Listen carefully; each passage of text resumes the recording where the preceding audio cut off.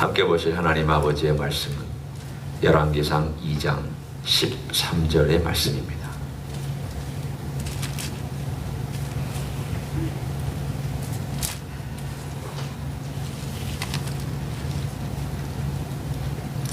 열왕기상 2장 13절부터 25절까지의 말씀을 제가 읽고 나눕니다.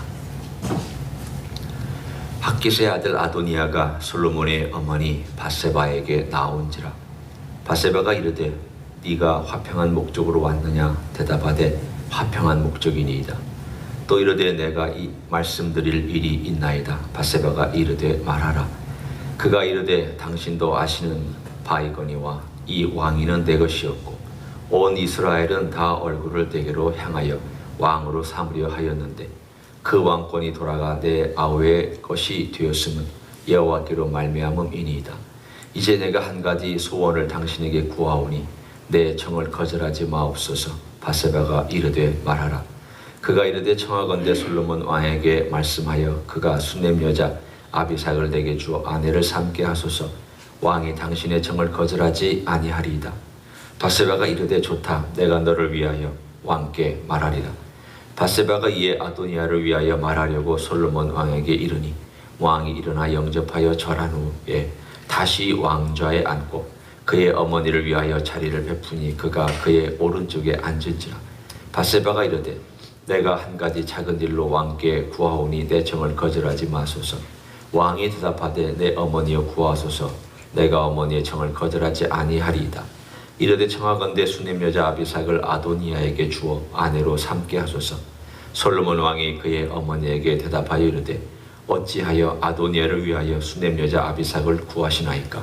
그는 나의 형이오니 그를 위하여 왕권도 구하옵소서. 그뿐 아니라 제사장 아비아달과 수르야의 아들 요압을 위해서도 구하옵소서 하고 여호와를 두고 맹세하여 이르되 아도니아가 이런 말을 하였은즉 그의 생명을 잃지 아니하면 하나님이 내게 벌 위에 벌을 내리심이 마땅하니이다.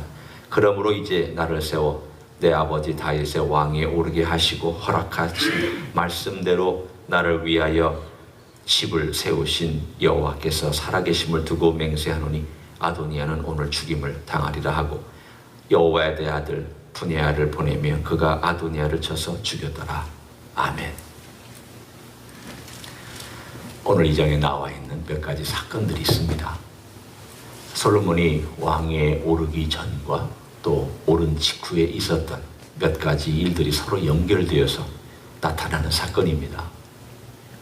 이 아도니아라고 하는 사람, 또 제사장 아비아달, 요압, 그리고 다윗 왕 때의 다윗이 압살롬의 난을 피하여 도망할 때 다윗을 저주했던 시므이, 이 네 사람의 이야기가 오늘 바로 우리가 읽은 바로 그 장면부터 뒤까지 쭉 하고 펼쳐져서 나옵니다. 그러니까 이 네 사람의 이야기가 우리의 삶 가운데서 어떤 메시지를 전달해 주느냐, 상당히 이 시대를 살아가는 우리들에게도 돌아볼 필요가 있습니다. 왜냐하면 이 사람들이 완전히 이방인이 아니라 우리가 흔히 말하는 믿음의 공동체 안에 있는 그런 사람들이기 때문입니다.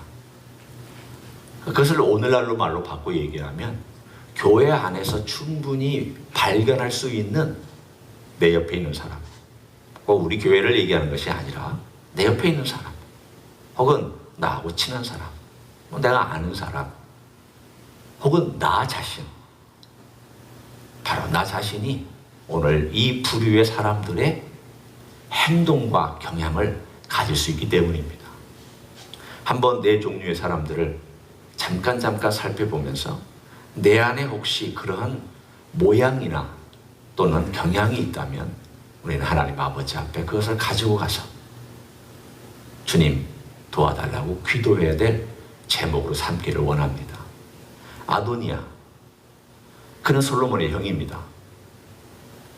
오늘 밧세바에게 와서 요청하는 내용을 보면 그럴 수도 있겠다, 그렇게 읽을 수 있습니다.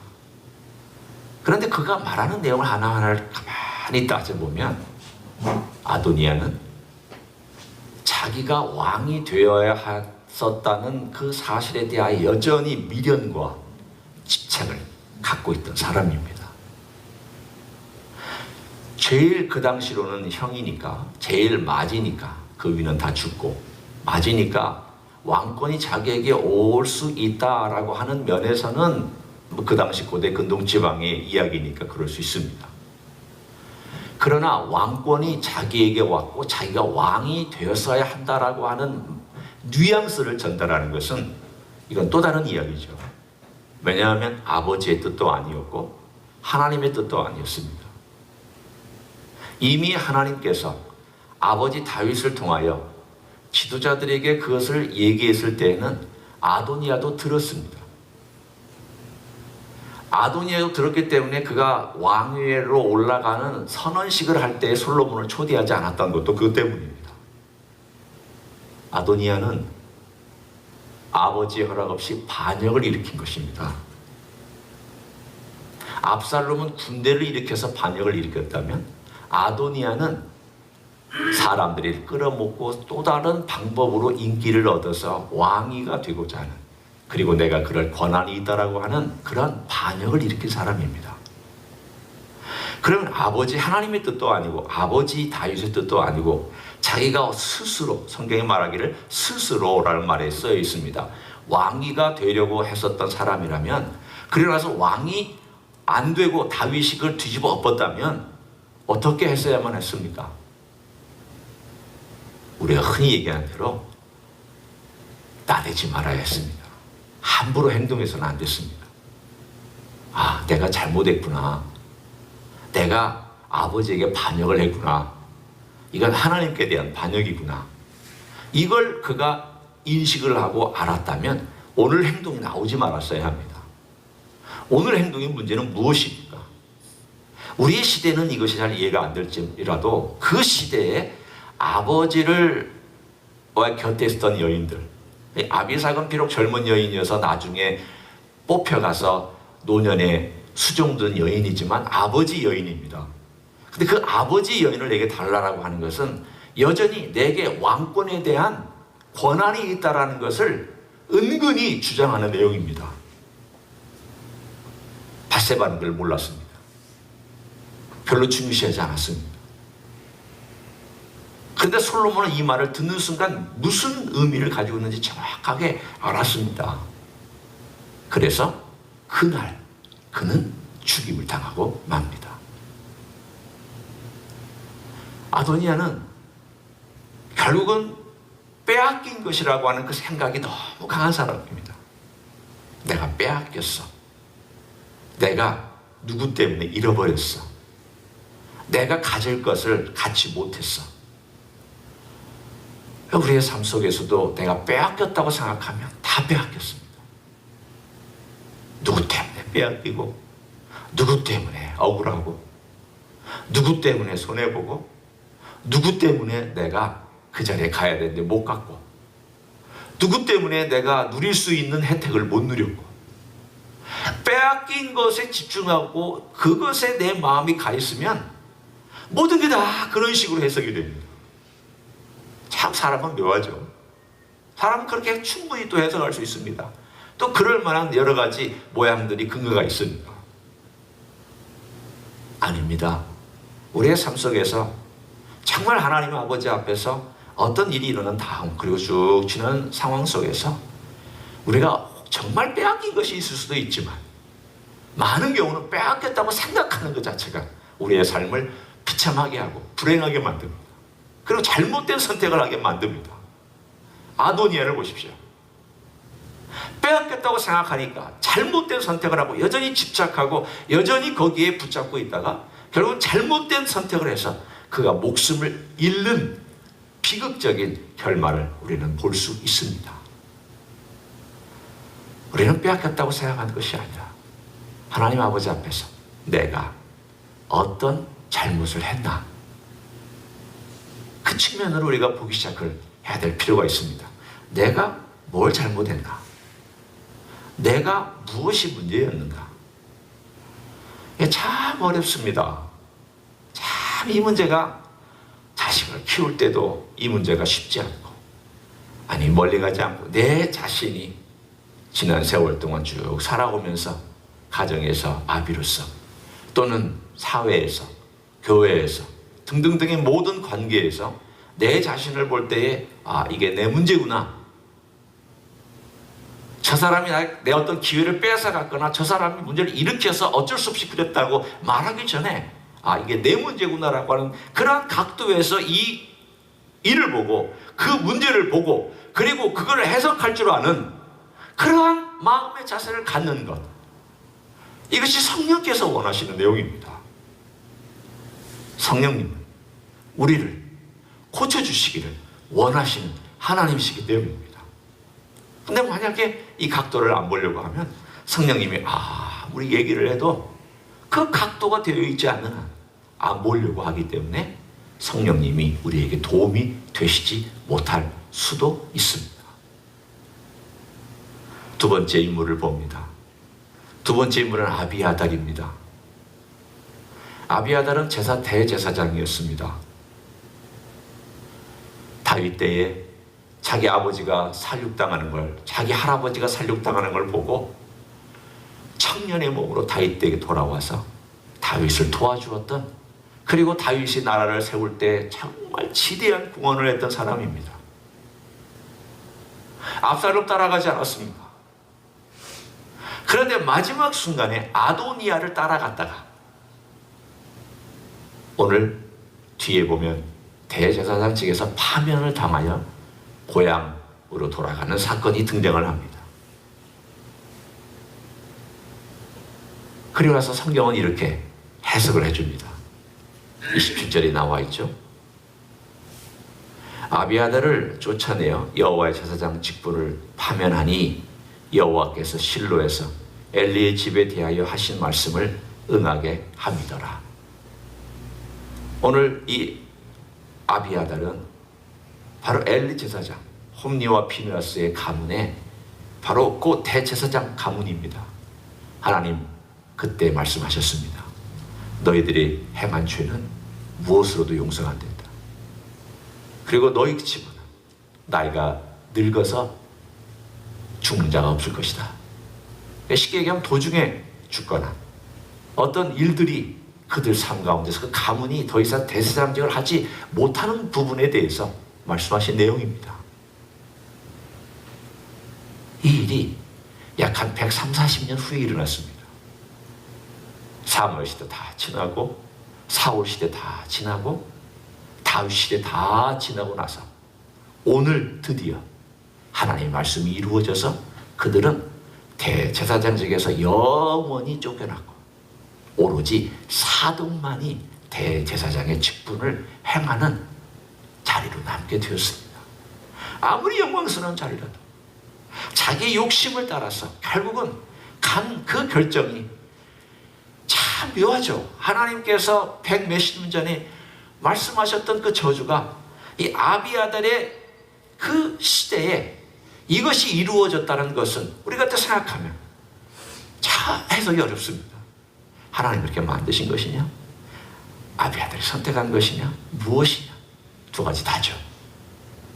오늘 그러나 우리가 인간적인 측면에서 아비아달을 생각할 때 한 가지 놓치지 말아야 될 면이 있습니다. 그것은 제사장 사독과 제사장 아비아달, 즉 일반적인 제사장을 얘기하는 건 아닙니다. 일반적인 제사장들은 다 이스라엘 전역에 흩어져 살고 있었습니다. 두 사람은 대제사장입니다.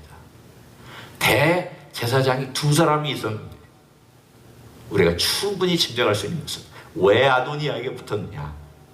사독으로 인한 그가 그 자리에 위협을 느꼈고 오히려 사독을 몰아내고 자기 홀로 대제사장직을 하고 싶은 인간적인 욕망이 그를 아비아달, 그 사람이 아도니아에게 붙는 그런 일을 만들어냈다고 우리는 결론을 내릴 수 있습니다. 욕망의 결과입니다. 세 번째 인물은 요압입니다. 요압은 이미 살펴보았습니다. 많이 보았습니다. 한마디로 정리합니다. 요압은 자기의 경쟁자를 없애는 사람입니다. 자기를 반대하는 사람, 제거하는 사람입니다. 자기의 이익에 반하는 사람, 철저하게 응징하는 사람입니다. 결국 이 사람 다윗이 죽이지 말라고 많은 사람도 죽이고 다윗이 화평의 조약을 맺어서 전쟁을 마칠 만한 그때에 상대방 장군 죽여버리고. 왜? 자기의 위치에 위협이 가할 수 있기 때문에. 그리고 왜 아도니아에게 붙었느냐? 분하야라고 하는 그 장군이 자기에게 위협이 되니까 그를 제거하고 왕이 되면 내가 다시금 장군으로서 제일 군대의 장관으로서 영향력을 행사할 수 있는 위치로 복원될 수 있다고 생각했기 때문에 그쪽에 붙은 결국 욕망의 결과가 요압의 죽음으로 이르렀습니다. 네 번째 인물은 시므이입니다. 시므이는 간교한 사람입니다. 이리 붙었다 저리 붙었다. 상황이 이렇게 되면 이렇게 얘기하고 상황이 저렇게 되면 저렇게 얘기하는 타입의 사람입니다. 다른 말로 하면 간교한 마음과 자기의 이익을 빼앗기지 않으려고 어떻게 하든지 아첨을 하든 또는 자기에게 불리하게 되면 그 사람을 저주하든 참 인간으로 봐서는 급이 낮은 사람이죠. 그러나 다윗은 이 사람을 살려뒀습니다.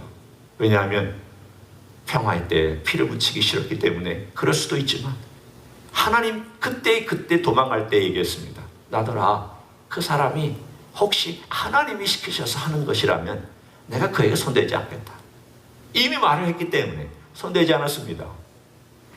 그러나 다윗은 이렇게 얘기했습니다. 시므이 죄가 없는 건 아니다. 왜 죄가 없는 것이 아닐까요? 하나님이 세운 왕을 저주하는 자는 죽음을 당하리라 라고 되어 있습니다. 율법에 있습니다. 결국은 그는 죽음 마땅한 사람인데 용서해 줬습니다. 그리고 솔로몬이 너 이 예루살렘 바운더리 벗어나지 말고 여기 살아라. 그러면 영원히 그렇게 살아야 되는데 3년이 지난 다음에 자기 하인들이 도망갔다고 그 기드론 시내를 건너가서 하인들을 데려와서 결국은 그 약속을 깹니다. 무엇일까요? 결국 그 사람은 자기 이익이 되는 일에는 빨리 가는 사람이고 약속도 잃어버리는 사람입니다. 이랬다 저랬다 하는 사람입니다. 그것이 우리 안에 있을 수 있습니다. 오늘 저는 네 사람을 살펴보았습니다. 이 네 사람이 우리에게 있는 것은 성령께서 혹시 이 네 사람 중에 어떤 모양이나 혹은 이 네 사람 중에 있던 어떤 모양들이 내 삶 가운데서 이럴 때는 요압같이 또 이럴 때는 아비아달같이 이럴 때는 시므이같이 이럴 때는 아도니아같이 이렇게 나오는 내 삶의 경향이 충분히 있을 수 있습니다. 제 안에 그런 경향이 있을 수 있습니다. 오늘 우리가 어떻게 하여야 이 모습들을 보면서 하나님 아버지 앞에서 우리가 살아갈 수 있을까? 고린도전서 10장은 우리에게 도전해 줍니다. 하나님의 과거에 주신 말씀의 이야기는 오늘 이 세대의 너희들을 위한 것이다. 고린도 교회 사람들에게는 현 시대가 고린도 시대였고 21세기 우리들은 우리들의 시대입니다. 성경에 나와 있는 모든 이야기는 다 오늘 너희들을 위한 하나님이 주신 영적인 도전이며 그 말씀을 듣고 깨닫는 자는 깨닫는 것이 무엇입니까? 이것 아닙니다. 아 그래? 그 뜻이야? 그것이 아니라 아 내 문제구나 이렇게 깨닫는 걸 얘기합니다. 듣고 내 문제라고 깨닫는 자는 복이 있습니다. 여호와의 말씀을 묵상하는 자는 그 말씀을 늘 이게 내게 대하신 말씀이구나. 이게 지금 나에게 하시는 말씀이구나. 이게 지금 내 문제구나. 그렇게 그 말씀을 묵상하고 깨닫고 그리고 자기에게 적용시키고 그래서 안타까워하고 그래서 애통하고 그래서 정말 하나님 아버지 앞에 십자가 앞에 나와서 통회할 줄 알고 자복할 줄 알고 고칠 줄 아는 그런 사람이에요. 여호와의 말씀을 듣는 사람입니다. 주님의 말씀을 듣는 사람입니다. 이리 들었다가 이리 흘러가는 사람이 아닌 듣고 가슴으로 내려와 가슴을 울리고 내 심령이 아파하고 그래서 내가 어떻게 해야 될까? 손과 발이 떨리고, 그리고 하나님 아버지 앞에 고개를 숙이고, 그리고 하나님의 은혜와 우리 주님의 도우심을 구하며 성령님의 도우심을 구하고 하루하루를 살아가는 그 사람이 깨닫는 자요, 듣는 자요, 은혜를 입은 자인 줄 믿습니다. 그렇게 살아가시기를 우리 주 예수 그리스도 이름으로 간절히 축원합니다. 기도하겠습니다. 하나님 아버지, 오늘 우리들에게 네 종류의 사람을 말씀해 주셨습니다. 이 네 종류의 사람의 경향이 혹시라도 내 안에 있습니까? 그런 모양이 내 삶 가운데서 불쑥불쑥 튀어나오지는 않습니까? 타협하는 인생이 아닙니까? 내 욕망을 따라 사는 인생은 아닙니까? 잃어버린 것에 집착하고 다른 것에 핑계를 대고 탓을 하는 그런 사람은 아닙니까? 끝까지 자기 자신을 굽히지 아니하고 고집 피우는 그런 인생은 아닙니까?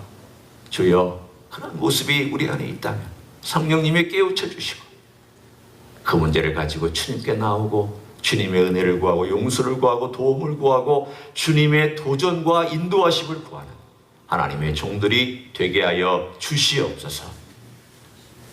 이제는 우리 주 예수 그리스도의 은혜와 하나님 아버지의 극진하신 사랑과 성령 하나님 교통하심의 역사가 우리 주님께서 참으로 죄인인 죄인인 우리를 위하여 돌아가심과 또 우리를 친히 붙들어 주시고 인도해 주심과 도와주심과 오늘도 성령께서 함께 하시고 도와주시는 그 놀라우신 은혜를 따라 살기를 소원하는 가정에서 예배드리는 종들 예배와 이 자리에 참여한 종들 예배와 주임지 희스교회 예배와 이민교회들과 한국교회들과 선교사님들 위해 이제로부터 영원히 함께 하실지어다. 아멘.